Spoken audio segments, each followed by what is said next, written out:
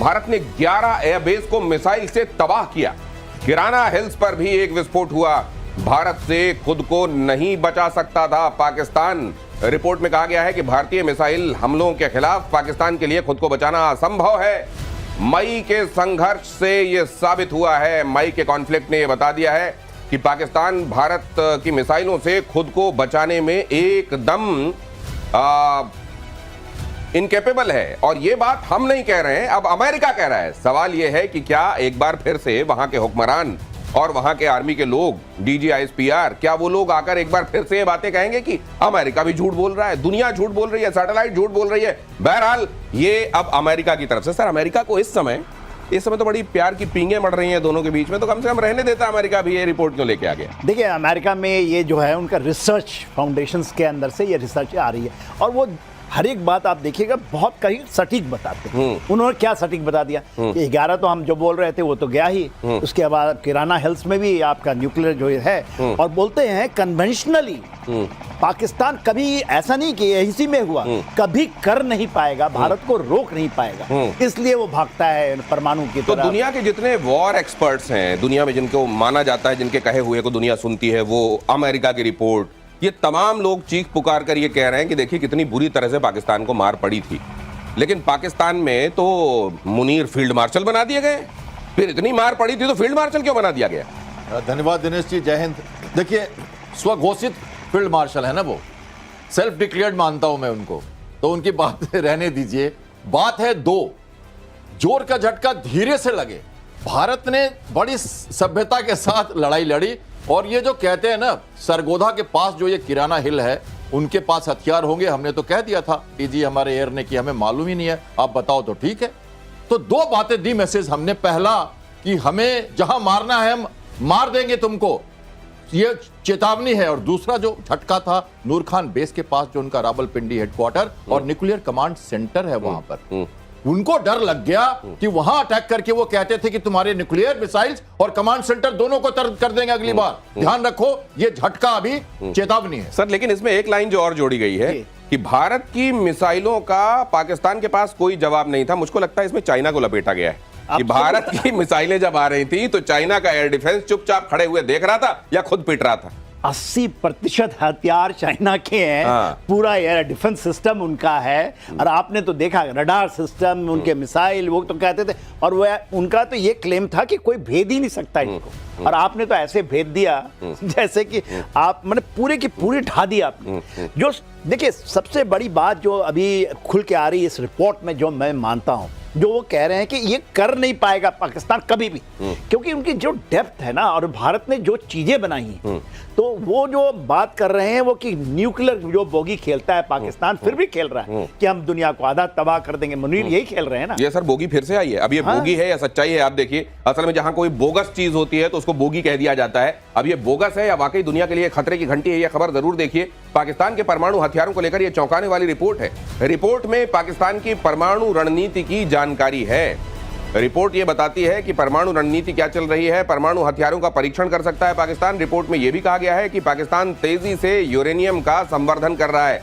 तो यूरेनियम को संवर्धन करके, शुद्ध करके परमाणु बम बनाया जाता है। यूरेनियम जब 90% से ऊपर 96% के आसपास वो एनरिच कर लिया जाता है, शुद्ध कर लिया जाता है, तब वो परमाणु बम बनाने के लायक हो जाता है। और कहा जा रहा है कि पाकिस्तान में यूरेनियम एनरिचमेंट इस समय बड़ी तेजी से हो रहा है, और यह भी कहा जा रहा है कि बहुत तेजी से वो परमाणु हथियार बनाने में लगा हुआ है। ये रिपोर्ट क्या कहती है, और क्या वाकई इससे दुनिया, इससे भारत और इस पूरे सब कॉन्टिनेंट में लोगों को सावधान हो जाना चाहिए कैप्टन श्याम? और बहुत जरूरी है समझना इस बात को। देखिए, पाकिस्तान के बाद जो डिक्लेयर्ड है 170 से करीब ज्यादा न्यूक्लियर वेपन्स उनके पास हैं। और जनरल किदवई की जो बात हम सुन रहे हैं, अभी वो कह रहे थे एक सभा के दौरान उन्होंने कहा कि नो फर्स्ट स्ट्राइक, जो हमारी जो नीति है उस पर हमें कायम रखने की कोई जरूरत नहीं, हमें वो नीति हमें नहीं है, हमारी नहीं, और हम उसी पे चलना चाहते हैं। हमें जरूरत पड़ेगी तो हम टैक्टिकल यूज करेंगे मिसाइल्स का, क्योंकि कन्वेंशनल वॉरफेयर में जो लगा उनको मार जो लगी, उससे वो घबरा गए हैं, और उनको लगता है कि जो फिर से ये न्यूक्लियर ब्लैकमेल करना ही है, और वो चाह रहे हैं कि 2030 तक करीब करीब 200 के न्यूक्लियर वेपन्स वो बना लें, और इस तरह की वो डिटरेंस रखे ताकि भारत अगर अटैक करे तो हम उनको मार सकें। लेकिन हमने देख लिया न्यूक्लियर ब्लैकमेल का कुछ नहीं चला उनका। और भारत ने क्लियरली कह दिया है कि अब आपका न्यूक्लियर ब्लैकमेल नहीं चलेगा, हम आपसे नहीं डरते, और ये जस्ट एक मुद्दा है जो हमारे लिए सोचना। नहीं तो फिर मैं ये भी जानना चाहता हूं कि वो अमेरिका जो ईरान को लेकर अचानक वहां एनरिचमेंट को लेकर हथियार बनाए जाने को लेकर इस कदर परेशान होता है, और आपने देखा ईरान का क्या हाल किया गया है, तो फिर पाकिस्तान में जब ये चल रहा है तो फिर विश्व की महाशक्तियों को ये दिखाई नहीं दे रहा है क्या? देखिए, ये तो मैं लेकर चलिए कि जो पाकिस्तान की न्यूक्लियर कैपेबिलिटी आई है वो अमेरिका का दिया हुआ है, ये उनका है नहीं। ठीक है, AQ खान का नाम लेते हैं कि इन्होंने चोरी छुपे से बना लिया, मगर उसमें कहीं टैसिट सपोर्ट है और फुल सपोर्ट है। आज के दिन में तो यही है। देखिए, इनरिचमेंट में तो पहले वो टाइटेनियम में कर रहा था, अब यूरेनियम की इनरिचमेंट करता है। 4 रिएक्टर्स हैं। बात उसकी नहीं है, बात वो कहते हैं नो फर्स्ट न्यूक्लियर फर्स्ट, ये उनकी पॉलिसी है। हम लोग जो कहते हैं कि नो न्यूक्लियर फर्स्ट, हम नहीं करेंगे कभी, नहीं, नो न्यूक्लियर फर्स्ट स्ट्राइक। उनकी है नो फर्स्ट न्यूक्लियर फर्स्ट, और उसके अंदर में वो कामयाब है अभी भी। फर्स्ट न्यूक्लियर फर्स्ट समझाइए जरा। हम उनका ये कहना है कि हम पहले कुछ नहीं करेंगे, मगर हमें करेंगे तो न्यूक्लियर से ही करेंगे, अब शुरू करेंगे न्यूक्लियर, ये उनकी नीति है। तो फिर नो फर्स्ट न्यूक्लियर फर्स्ट अभी सिंदूर के दौरान कहां गया? बस वही चीज है ना, तो इसी को कहते हैं ना, बोगी को तोड़ना है। तो आप, हमने क्या कहा कि हमने जो अचीव किया है कि इससे न्यूक्लियर बोगी को हमने तोड़ दिया। इसके नहीं सुने थे आप, आधे पाव के हैं, एक पाव के हैं, हम हिंदू में मार देंगे, मुस्लिम बच जाएंगे। तो ये जो बोगी है, और ये भी जो कहे किदवई के नाम बताए, वो कहते हैं हमारे जितने भी पॉलिटिशियन है छोटे लेवल के भी, उनको बहुत बड़ा लिवरेज देता है इस तरह की बातों से। देखिए, इस बोगी से, और बोगी को हमने तोड़ा है, और भारत का मेरा मानना है कि even know first use against Pakistan में डिक्लेयर होना चाहिए। एक बात जानना चाहता हूं, अगर डेटरेंस के हथियार हैं, आप ऐसे मुल्क जो आपको कभी हमला कर सकते हैं, उनको ये बताने के लिए कि देखो मेरे पास इतने खतरनाक हथियार हैं और मैं तो फर्स्ट यूज भी कर दूंगा, ये सब अगर आप माहौल बना के रखना चाहते हैं तो कम से कम घर के अंदर तो आप घर वालों को तो फिर ठीक सुविधाएं दीजिए। घर के अंदर से जब लड़ाई झगड़े शुरू हो जाएंगे, जो कि वहां पे चली रहे हैं, अभी मैं आगे अगली खबर में आपको बताता हूं, तो वहां तो आप परमाणु बम चला नहीं पाएंगे। उन जगहों से कैसे खुद को बचाएंगे? जो चल रहा है खैबर पख्तूनवा में, जो चल रहा है बलूचिस्तान में, उसके लिए क्या बम? वहां तो सौहार्द वाला वातावरण ही उन लोगों को साथ में ला सकता है, और वहां तो आप रिसोर्सेज लुटवाने के लिए कभी चाइना को लाते हैं, कभी अमेरिका को लाते हैं। खबर देखिए, बलूचिस्तान छोड़कर भागी मुनीर की सेना, बलूचों ने फहराया आजादी का झंडा। कई इलाकों में बलूच लिबरेशन आर्मी का कब्जा, पाकिस्तानी सेना की चौकियों पर बलूचों का झंडा फहराता हुआ नजर आ रहा है। ये पाकिस्तान सेना की चौकियां हैं जहां पर रहा करते हैं ये फौजी असल में तैनात। उन तमाम जगहों से फौजियों को खदेड़ दिया गया है। उनके कॉन्वॉय को आप देखते हैं, हर 1-2 दिन में आप देखते हैं कि वहां से एक रेगिस्तानी इलाके से गुजर रही है कोई एक गाड़ी, और कॉन्वॉय क्या, एक गाड़ी होती है उसको उड़ा दिया जाता है। सवाल ये भी उठते हैं कि जब आप इस तरह की, आपके लिए वहां थ्रेट परसेप्शन है, तो कॉन्वॉय की जगह एक सिंगल गाड़ी क्यों भेजते हैं आप? और इस तरह की पोस्ट वहां पर जो इक्का दुक्का लोग तैनात होते हैं उनको खदेड़ दिया जाता है, और वहां पर कई जगहों पर आजादी का झंडा। अब ये वक्त की बात लग रही है कि बलूचिस्तान अपनी खुदमुख्तारी, अपनी इंडिपेंडेंस का, संपूर्ण आजादी का ऐलान किसी दिन कर देगा। उसने तो कर दिया है, बहुत जगह थे, वो बहुत सारे डिस्ट्रिक्ट में तो झंडे फहरा दिए उन्होंने। देखिए, बात क्या है कि आज के बलूचिस्तान इनके हाथ से निकल चुका है, और सारी की सारी यदि किसी की प्रॉब्लम है तो ये पाकिस्तान की खुद की प्रॉब्लम। अपने पैरों में आप कुल्हाड़ी मारेंगे, वहां की पूरा देखिए 40% से 43% बोलते हैं उसकी जमीन ही है, वो पाकिस्तान का है तो बलूचिस्तान है। पूरा मिनरल वहां है, सभी चीज है।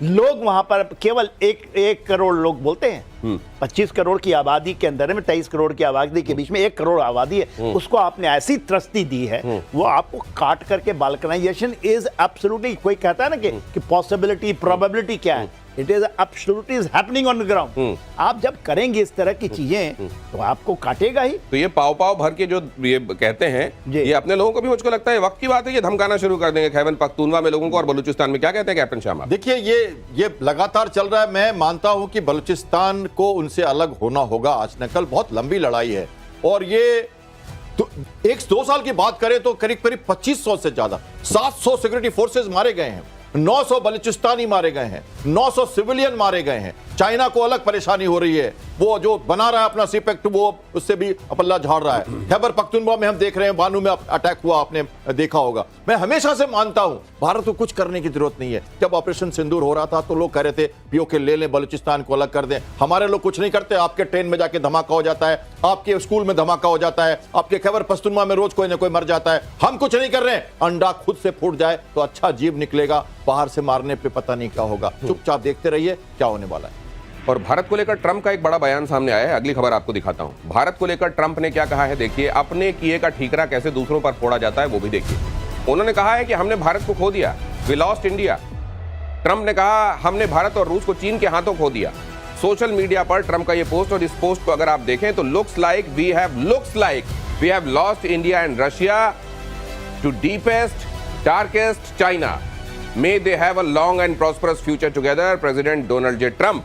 आजकल ये वो नहीं लिख रहे हैं, ये इसकी ये ट्वीट देखिए जरा। और क्योंकि आप लोग तो ये इसकी भाषा को भी बड़े गौर से आप लोग भी देखते होंगे, मैं ये जानना चाहता हूं कि ये जब लिख रहे हैं तो आजकल यहां क्यों नहीं लिखा जा रहा है thank you for your attention to this matter? ये क्यों नहीं लिख रहे हैं? पिछले कई ट्वीट से नहीं लिख रहे हैं। देखिए, प्रॉब्लम ये है कि डोनाल्ड ट्रंप साहब को एक चीज समझ आ गया कि इंडिया ने क्या लूज किया। डोनाल्ड ट्रंप को लूज किया, अमेरिका को लूज नहीं किया।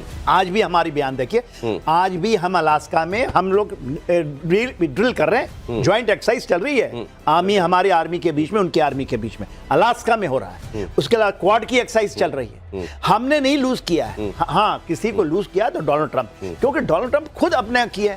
वो किस तरह से उन्होंने किया भारतीयों के साथ, ठीक है, हमारे प्रधानमंत्री ने ऊपर में उन्होंने टारगेट किया, और उन्होंने तो भारत को टारगेट किया ना। कैसे चले गए आप पाकिस्तान के ऊपर? ये बड़ी बात आप कह रहे हैं सर। जब प्रेसिडेंट इस तरह की भाषा बोल रहा हो और हम अमेरिका के साथ मिलिट्री ड्रिल कर रहे हो या ज्वाइंट ड्रिल कर रहे हो, इसके मायने क्या हैं? क्या इसको इस तरीके से देखा जाना चाहिए कि ट्रंप के होने और उनके सिरफिरेपन के बावजूद भारत और अमेरिका के रिश्ते फिर भी बचे रहेंगे, बने रहेंगे? बिल्कुल पैरेलल चल रहा है सब कुछ। ये एससीओ हो, ये परेड हो उनकी इतनी बड़ी, ये हताशा का कोई टॉपिक नहीं है, ये तो होना ही था। आप देखिए अक्टूबर तक सब शांत हो जाएंगे, टैरिफ वैरिफ सब खत्म, सब नॉर्मल हो जाएगा। मैंने कल कहा था ना आपको, अपनी प्रिज्म से देखते हैं। ये कैसे दे रहे हैं आप अक्टूबर तक की टाइमलाइन? ये मैं हमेशा से कहता रहा हूं, हमारा आकलन यही है। वो खुद वापस आ रहे हैं, देख लीजिए। आप चुपचाप शांति से देखते रहिए। पैरेलल बातें चल रही है। डिप्लोमेसी में एक चीज एक साथ नहीं होती, सब अलग अलग पैरेलल अपने अपने समानता। जापान का टैरिफ हटा दिया 50%।